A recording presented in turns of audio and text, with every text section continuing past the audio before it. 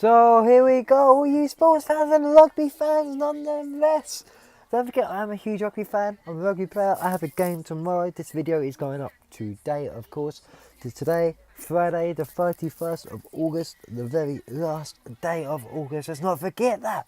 Yes, the rugby season started pretty much a day early. Rugby season usually always starts in September, but this is one day early, so this is a great start to the season. We're going to be opening the game with Bath versus Bristol, or should I say Bristol v Bath. Bristol are the home side, returning to the Premiership.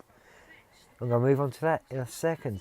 As we all know, this is a video for the build-up of what was the Aviva, now the Gallagher Premiership. Rebranded, new name, new colours, but still 12 teams, much action, and 8 months of finger nail biting drama to the core.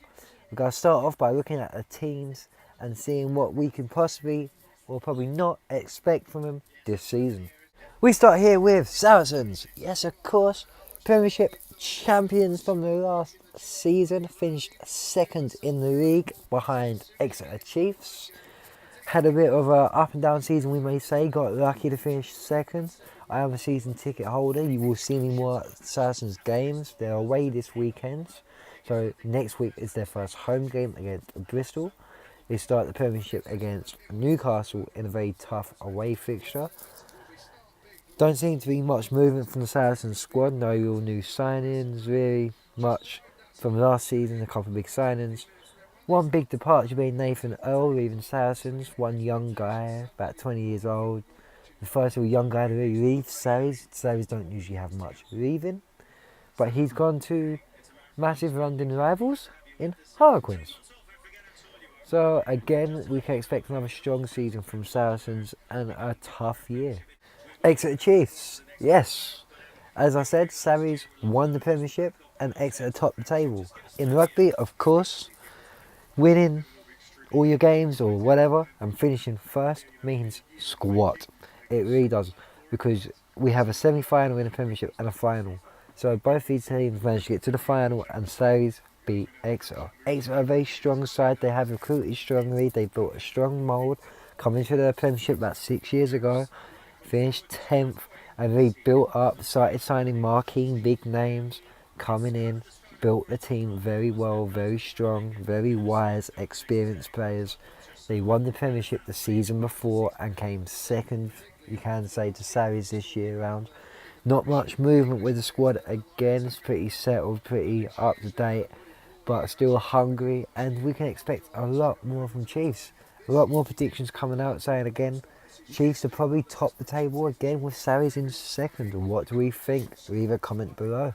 Harlequins, yes, London rivals. There used to be 4 London clubs, being Saracens, Harlequins, Wasp, and London Irish. London Irish been relegated, so of course out of Premiership, and Wasp moved out of London to Coventry. So 2 London clubs, one in North, one in East. And Quins being stationed opposite Twickenham, so they use Twickenham every now and again, once a year, for the big game during Christmas time. Had a bit of a poor season last season, really dropped off, lost a lot of games, really struggled in the table and found it hard to keep momentum and keep moving forward. This year we look at a new coach. They sacked the last coach, or I should say he left, but pretty much sacked him really. New coach being England's defence coach, Paul Gascoigne. Former Sarries defence coach. Left Sarries? Why? To be coaching England. Had the offer to be a director of rugby at Harlequins, which he couldn't turn down because he's always wanted to be a director. Can we expect a big turnaround? No real squad change for Quins either. But very good, strong core players. Can we see a turnaround from the management perspective? Wasp, yes, we've spoken slightly about Wasp. They've had a couple of signings this year. A couple of good signings. They have lost some very good players. Danny Cipriani has moved and left to go to Gloucester. James Haskell has left and gone to Northampton Saints. They've had a couple of others leaving the club, big names, but they've signed some big hard names as well and kept a very good strong squad despite the names leaving weren't because they had enough. it was because Wasps didn't really have the capacity to pay him their money and hadn't bothered to renew the contract. Many other difficult stuff involved with that. But I can expect some very strong stuff from Wasps. They finished within the top 4 during the Premiership last year, behind Sarries and XR, and are likely to be contenders again for the trophy. South Sharks, biggest talk of South Sharks being Chris Ashton coming back to the Premiership. I've covered a video on him lately as he was named back in the England squad. Again, I think Newcastle South Sharks are packing a good squad, a quality squad. They have a quality backline in Marvin Yard, Chris Ashton, and they have a very forming squad there. I think they can probably do something, but Ashton has just picked up a red card in his pre-season game and has subsequently been banned for 7 weeks. The Leicester Tigers had a dismal season last season, not finishing for the very first time in many years inside the top 4. They come 5th last season, unfortunately, missing out on the playoffs because the top 4 go into the playoffs to contend for the final. So a big loss for them. They had a very talented backline but no forwards. They've now signed a dozen of forwards, quality forwards, big names, brought a lot of power back to the reputation again because they've gone away from their reputation last year and focused on their pace instead of the power which they're known as, the rough ball nose as well. So interesting to see how they turn out. No real management change again, but still squad's looking decent, couple of good signings and they're looking strong. Gloucester, your biggest winners, I'll say.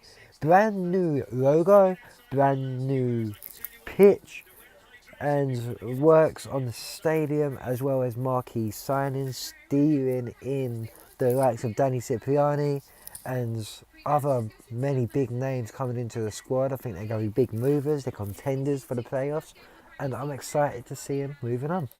Bristol, 2 years ago, was in the Premiership and hardly won a game, won about 2, got themselves relegated. But Brits, the Championship, these guys have big names, big quality players, international signings, which you were surprised by to be playing in League One, the league just below the Premiership, which is a shame. But they've gotten back into the Premiership. They're a very strong side. They have loads of big names, but underneath the big names, underneath the about 15 big names, there's nobody. They haven't really nobody, but these guys have all signed. A lot of new guys coming in for this season alone. Charles Piatel coming in from Ulster. So it's looking promising. They're under Pat Lambie, who was the Connaught coach and also Barbarians coach who wiped England recently at Twickenham. So good management, strong side, could see a good result only if they keep their full side fully fit. Bath start their campaign off tonight against Bristol, funny enough, in a derby game. Bristol's first game at home. Bath also a very strong squad at the moment. They struggled in the season. They finished 6th, I believe, in the table. So mid-table, there are 12 teams in the Premiership, as we all know. Unless you're brand new to rugby, of course, then we're learning. So it's 12 teams in the Gallagher Premiership, rebranded, of course. Game on tonight at BT Sports, so make sure to check it out. Northampton Saints. Oh, when the Saints go marching in. Oh, I wanna be in a number when the Saints go marching in. Again, whole new management squad. They had a terrible season last season. They had a drummings all last season from the 4 times they played thousands, twice in the Premiership home and away, and also the 2 drummings home and away in the European Champions Cup, which is your Champions League of football, basically. They got jumped by everyone, again come across the middle table, which is low compared to where they are. They have a lot of England players there, in Courtney Laws, Darren Hartley, now, lately, in James Haskell. So again, they're looking to get new form, they've got all new management, they've had a whole team change around. So it's interesting to see where they end this season. I hope they're back within the top 6. Worcester up and down, but Centre usually seem to be more down. They got one big name in Ben Teo. Again, a rough season last year, ending in a bottom result, crawling on to saving themselves really in the Premiership. But London Irish only winning a handful of games meant that London Irish were goners and Worcester could stay. With Bristol's recruits, I think Bristol can probably stay in the Premiership, and as much hate as I may get, I think Worcester may be Gunners, and so there's many other predictions, which is sad to say. I don't want to act to see losing teams. I hate losing teams from the Premiership, but unfortunately it happens and it's got to happen. And I hope to see Worcester in the Premiership still.